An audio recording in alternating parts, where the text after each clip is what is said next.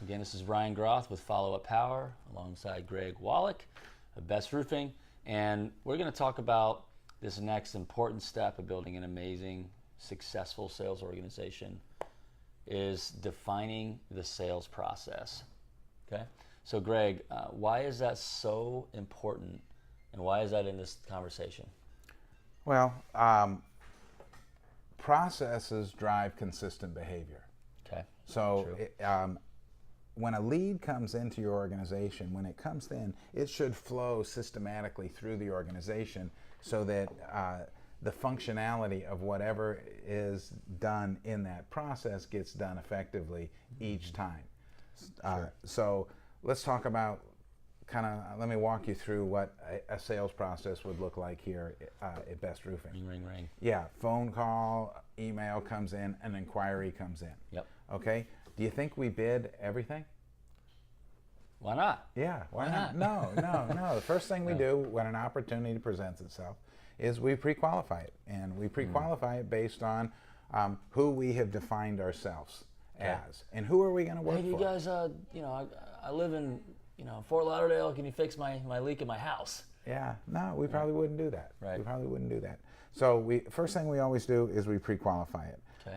After we've pre-qualified it and we know whether we're going to do it or not, then it gets assigned to somebody. Now, a lot of times a lead will come into somebody, to an existing client, and you skip that pre-qualifying step and you move Perhaps right into. You've got great rapport with them. They just want you to come give them a price and. Yeah.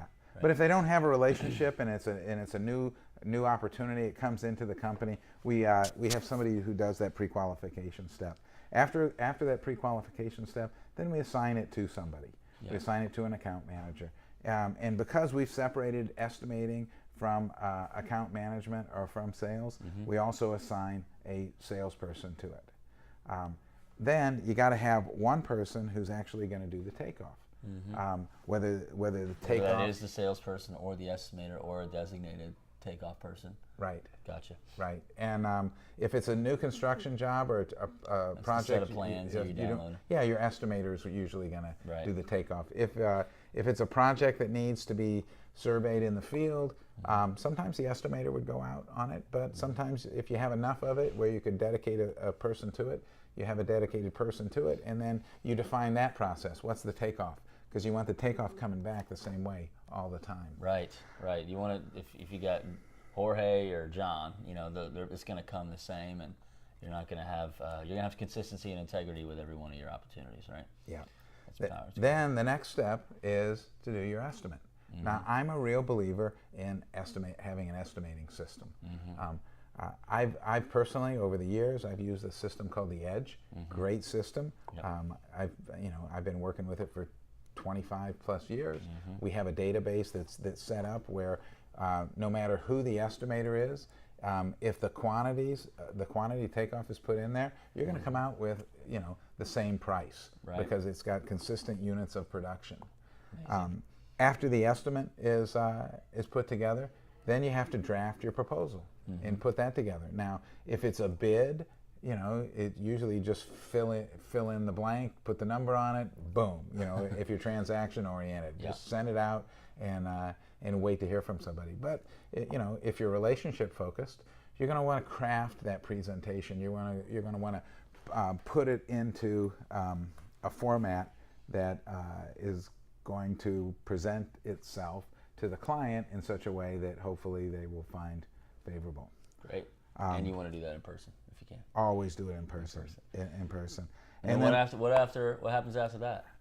After that, and most of the time, it's not a one-call close, especially in the commercial side. Maybe on the residential side, or maybe on the service side, but it's not a one-call close. So what do you do after that? You follow up. And you always this is what we always say. When is the most appropriate time for me to call you again? And or communicate with you again, or follow up with you again? And what's the most effective way? Would you like me to text you? Would you like me to phone you? Would you like me to email you? Would you like me to send a Pony Express? I mean, tell me, what's the most effective way for me to communicate with you going Bitmoji? forward? I mean, video text? What do you Yeah, got? you know. FaceTime? Yeah, but communication and having a clear future going forward. Clear future, that's huge. That's big. So when would you like for me to follow up with you? And how would you like for me to do that? Really good stuff. So that's so critical because the salesperson is now still in control of his future for the most part, right? Right. And you know, on the other side, when you are interested and they hold you accountable to those next steps, you're like, man, these people they know what they're doing. They're professional. When you ask permission and then you follow up, when you say you're going to follow up, your credibility goes up. What happens when you don't? When you don't, your credibility goes down. I mean, think about this. Let me tell you, the other day, I went in to buy my wife a new car, and she test drove it. We asked them for an appraisal on the existing car. We were going to trade it in. This was on a Sunday. Come Monday, never heard from the cigar salesperson. Tuesday, Wednesday, never heard from him. I will not buy from that person just because I would go against my my DNA. my own DNA. I just couldn't do it. I wouldn't give the person the order. They ended up following up like on a Friday, and I didn't even return their phone call because I didn't. They were supposed to get with me on Monday. So what the statistics they're nationally recognized that we talk about all the time is 80% of sales made on the 5th to 12th contact. Right. Mm-hmm. And so that's something that we teach at Followup. You guys have seen the benefit, the bountiful harvest from Followup, and just the fact of picking up the phone and then asking when can we follow up again. And what I love about that is your salespeople are in control. They're not a quote and hope sales guy anymore, what we call bid and beg. You shoot it out and you just hope they call you back.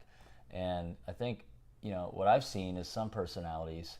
And maybe those estimators, introverted types, they feel like they're bothering you when they're following up, right? Right. But then then they do, or the sales-oriented kind of personality. But the problem is they never ask permission to start with. See, if you ask permission up front, when's the most appropriate time for me to follow up, and what's the most appropriate way? Then when you do it, you're respecting how somebody wants to communicate. Totally. But then you'll get the person they'll say, "Thank you so much for following up with me." Right. And the other thing is, 48% of all salespeople, they don't follow up. They don't follow up. So you're already by picking up the phone, you're separating yourself from the competition. Mm-hmm. So that's probably the most important part of building a sales organization. No, just kidding. It's much more complex than that. But really, really good stuff. And so defining the sales process, really good talk.